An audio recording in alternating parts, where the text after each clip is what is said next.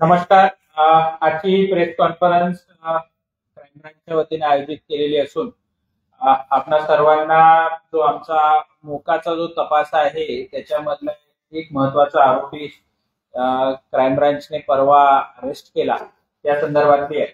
आपल्या सगळ्यांना माहिती आहे की निलेश घायवळ टोळीवर मोका चे सेक्शन्स लावण्यात आले आहे आणि त्याचा तपास आता क्राईम ब्रांच करत आहे. त्यामध्ये निलेश घायवळ याचा एक जोडीदार मुसा दिलाईन शेख याला परवा रात्री 3:15 वाजताच्या सुमारास आम्ही नरे इथून अरेस्ट केला. त्याला अरेस्ट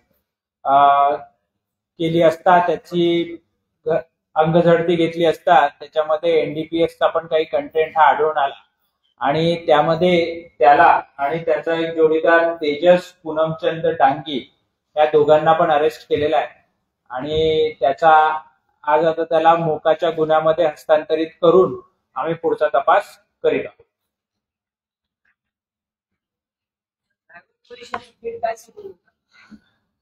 ह्यामध्ये आम्ही आपल्यासोबत जी प्रेस नोट शेअर केलेली आहे त्यामध्ये हा घायवळचा जुना जोडीदार आहे.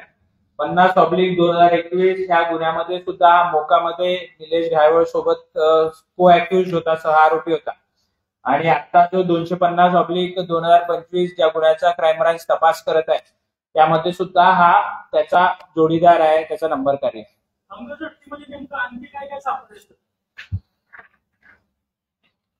त्याच्यामध्ये त्याच्याकडे हा 878 ग्राम गांजा एवढाच मिळून आलेला आहे. त्या अनुषंगाने आम्ही एनडीपीएसचा गुन्हा नोंदवलेला.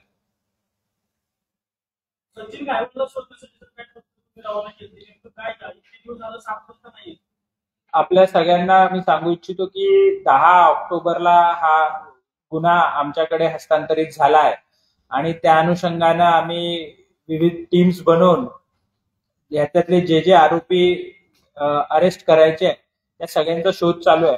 पुढच्या काही दिवसांमध्ये परत आम्ही अटक आरोपीबद्दल आपल्याला अपडेट देऊ.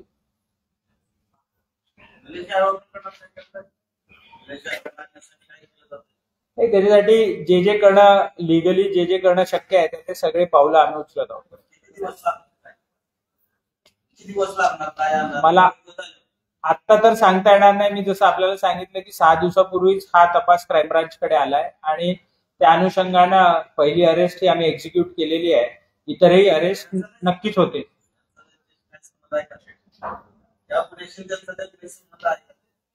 हा त्या गुन्ह्यातला पण आरोपी आहे, मुख्य गुन्ह्यातला आरोपी आहे, मोकातला आरोपी.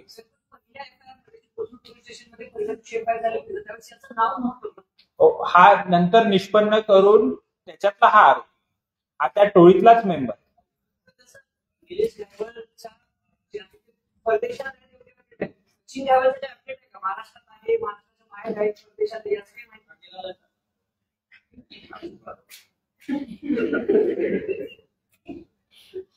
तुम्हाला मला वाटतं त्यांनी उत्तर ऑलरेडी दिलेलं आहे आणि आम्ही अपडेट देण्यापेक्षा काहीतरी ठोस कारवाई करू आणि मग आपल्या सगळ्यांची ती शेअर सुद्धा करू.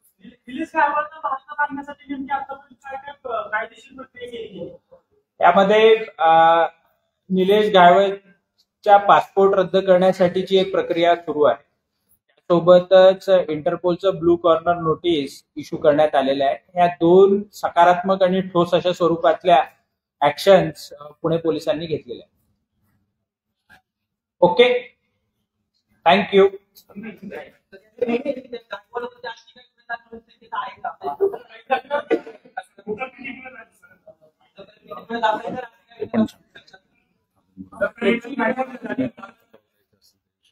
नाही, आपण एक गोष्ट लक्षात घ्या की कुठल्याही आरोपीवर गुन्हा दाखल करायचा असेल तर त्यासाठी तक्रारदार लागतो. ह्या प्रेस कॉन्फरन्सच्या निमित्तानं माझं नागरिकांना आवाहन आहे की जर कोणावर अन्याय झाला असेल, काही चुकीचं काम ह्या टोळीतल्या लोकांनी त्यांच्यासोबत जर केलं असेल तर त्यांनी पुढे यावं आणि पोलिसांकडे फिर्याद द्यावी, जेणेकरून आम्हाला त्यांच्यावर गुन्हे दाखल करता येतील.